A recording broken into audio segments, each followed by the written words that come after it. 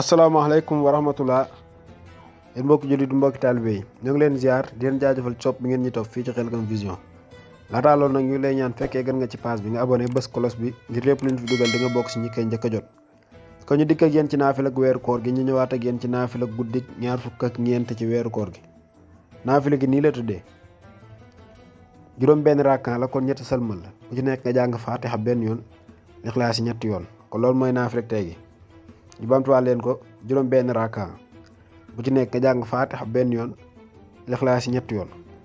kon loolu lan leen doon ci naafila tey gi day ngeen jëf ba suba ak jàmm ci beneen naafila incha allahu rabbi